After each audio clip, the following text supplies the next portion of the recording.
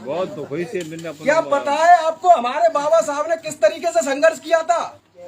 क्या पता है आपको हमारे बाबा साहब किस तरीके से संघर्ष कर कर आप लोगों के पास जो ये तन पर कपड़ा है, किस तरीके से उन्होंने ये कपड़ा आपके बदन पर पहनाया था? पता है क्या आपको? नहीं पता होगा, नहीं पता होगा ना। हम बताते हैं आपको। बाबा साहब के साथ इतनी बड़ी दुख भरी कहानी हुई कि बाबा साहब जब बाबा साहब कहीं एक सभा करने जा रहे थे, बाबा साहब को बुलाया गया तो बाबा साहब के घर पर बच्चा बीमार था उनका। तो बाबा साहब ने पता क्या कहा? आज अगर मैं अपने बच्चे की तरफ देखूंगा तो हमारे लाखों बच्चे वीरान हो जाएंगे। वो उस सभा में गए, अपने बच्चे की मृत्यु हो गई थी, परंतु फिर भी वो उस सभा में गए, लौटकर नहीं आए थे स्टेशन से। ये हमारे बाबा साहब का संघर्ष था। और आजकल मैं देख रहा हूं हमारे समाज में, बहुजन समाज में मनवादी परंपरा बहुत तेज दौर से चल रही है, चेन्नई एक्सप्रेस की तरह।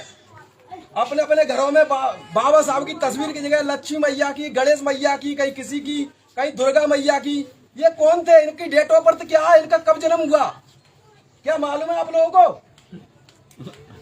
किसी को पता है इनका जन्म कब हुआ? कौन है ये लोग? हम जानते नहीं है कहाँ पे इनका जन्म हुआ, और हमारे ऊपर इनको थोप दिया कि इनकी पूजा करो, ये तुम्हारा कल्याण करेंगी। किसी का कल्याण हुआ? किसी का कल्याण हुआ अभी तक? जब तक आप लोग सारे लोग मिलकर इस मनवादी परंपरा को, इस आतंकवादियों को, ये आतंकवादी हैं हमारे लिए, जो घरों में आप लोगों ने तस्वीरें छुपा रखी है, मंदिर तरीके से बना रखी है, सबके घरों में होंगी, मुझे पता है। बाहर से दिखेंगे अम्बेडकरवादी कि मैं अम्बेडकरवादी हूं, और घर में रखा है मनवादी। अब मनवादियों ने अपने साथ क्या किया था हम आपको बताते हैं। मनवादियों ने जब हमारी बहन बेटियां जब पानी भरने जाती थी तो मनवादी उनके साथ बदतमीजी तरीके से हरकतें करते थे, यौन शोषण करते थे उनके साथ। तब बाबा साहब इस काम के लिए आगे आए थे। बाबा साहब ने एक क्रांति की अलग जगाई थी। इस मनवादी परंपरा को रोकने के लिए बहुत हमारे महान क्रांतिकारी योद्धा पैदा हुए। ज्योतिराव फूले पैदा हुए, क्रांतिकारी तात्या ज्योतिराव फूले उनका नाम है पूरा। और इनकी धर्म पत्नी सावित्रीबाई फूले ने बहुत संघर्ष किया। इन दोनों मियां बीवी ने जो संघर्ष किया, उनके संघर्ष के बारे में भी आप लोगों को पता नहीं होगा अच्छे से। किन किन लोगों को पता है? एक बार हाथ खड़ा करके बता देना, किन किन लोगों को पता है? सावित्रीबाई फूले और ज्योतिराव फूले के बारे में सिर्फ एक बंदे को पता है, सिर्फ बहुजन समाज का एक क्रांतिकारी योद्धा को पता है, और किसी को नहीं पता। जब हमारी बहन बेटियों को पढ़ाया लिखाया नहीं जाता था ना, तब सावित्रीबाई फूले उन्हें पढ़ाने लिखाने के लिए जाती थी। हमारी बहन बेटियों को पढ़ाने लिखाने के लिए सावित्रीबाई फूले जाया करती थी, तो रास्ते में ठाकुर और ब्राह्मण के लोग, सर्वण समाज के, उनके ऊपर गोबर पत्थर मारा करते थे। क्यों मारा करते थे पता है आपको?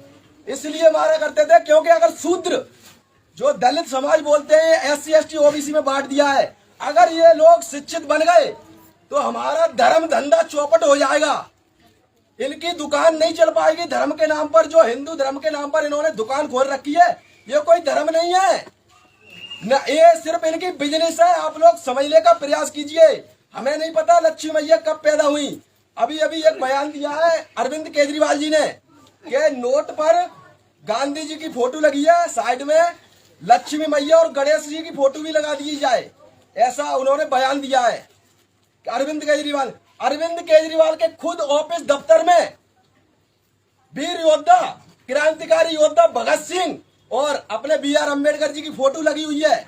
और वो लोग, देखा होगा आप लोगों ने, अरविंद केजरीवाल जी के ऑफिस में लगी हुई है बाबा साहब की फोटो और भगत सिंह जी की फोटो लगी हुई है, और फिर भी वो कह रहा है कि गणेश जी की और लक्ष्मी जी की फोटो लगा दी जाए। और हम लोग आंख बंद करके बैठे हुए हैं, शमशान घाट के उठे हुए मुर्दे की तरह है अपन लोग। जब अपन लोग जगेंगे, अभी अपन लोग ऐसे अलग अलग तरीके से, जब अपन लोग यूं हो जाएंगे ना, तो दुश्मन के गले में हाथ डालकर भी उसकी आत्मा खींच लेंगे। इस बात का ध्यान रखना। अपन लोग एक हो गए कम, अपन लोग एक जब हो पाएंगे जब अपने अपने घरों से मनवादी परंपराओं को खत्म कर देंगे, एक अलग जगह की क्रांति की। और एक बात और बता दे, हम देख रहे थे, हम आपके गांव में आए हैं, इस गमछे की जगह अगर नीला गमछा होता तो हमारे मन में बहुत शांति मिलती कि आज बाबा साहब की दी हुई और मान्यवर काशीराम का दिया हुआ अंगोछा नीला मिला। इस गमछे से भी थोड़ा दुख हुआ हमें, क्योंकि अपना नीला गमछा नहीं आया। मान्यवर काशीराम जी हुए, मान्यवर काशीराम जी पंजाब से चले थे, पंजाब से चले हरियाणा, हरियाणा से चले बंगाल, बंगाल से चले यूपी, यूपी में उन्होंने सरकार बनाई मान्यवर काशीराम जी ने। मान्यवर काशीराम जी ने सिर्फ एक ही चीज बताई थी, एक के बुक भी लिखी है, बुक आप लोग मंगा लेना, चिमचा युग। उन्होंने कहा था चिमचागिरी करना छोड़ दो।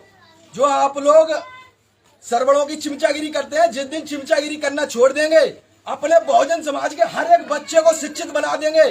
शिक्षा वो शेरनी का दूध है, जो पिएगा वो दहाड़ेगा, रुकने वाला नहीं है और ना कोई रोक सकता। किसी मनवादी तंत्र मंत्र विद्या में अगर ताकत है तो मुझे रोक के दिखा दे, मैं यहाँ खड़ा हूँ। अगर किसी साधु संत महात्मा में या किसी देवी देवता में, किसी भगवान में ताकत है तो मुझे यहाँ भस्म करके दिखा दे।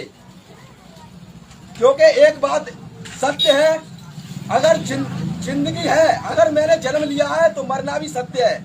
इस प्रकृति पर आए हैं तो जाएंगे भी, इस बात का ध्यान रखना।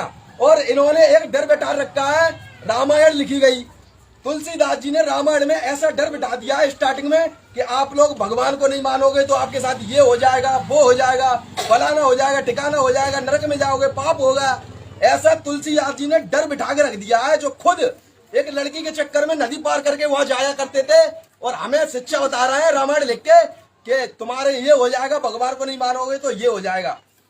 जो खुद एक बहुत गलत इंसान थे तुलसीदास जी, समझ रहे ना।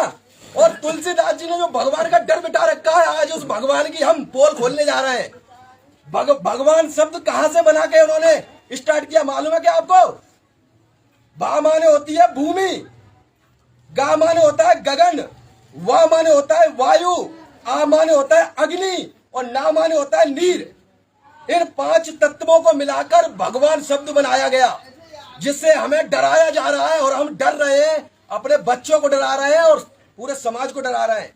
इन 5 तत्वों से ही हमारा शरीर बना हुआ है, इन 5 तत्वों से ही इस भगवान को बनाया गया है, जिससे आज हम डर डर कर रह रहे हैं, हर एक कदम पर डर डर कर जी रहे हैं। जब तक अपने दिल से, अपने दिमाग से, अपने घर से इस मनवादी परंपरा को खत्म नहीं करेंगे और बाबा साहब के दिए गए 3 मूल मंत्र, शिक्षित बनो, संगठित रहो, संघर्ष करो, ये तीनों मंत्र जब तक याद नहीं होंगे और जब तक इन तीनों मंत्रों पर नहीं चलेंगे, तब तक हमारा कल्याण होने वाला नहीं है। इस बात का ध्यान रखना आप लोग। इसके साथ मैं विदाई लेता हूँ। अगर मुझे बोलने में कोई दिक्कत हुई हो, आप लोगों को अगर कुछ गलत लगा हो इसमें, तो इसके लिए मैं माफी चाहता हूँ। जय भीम, जय जिंदाबाद।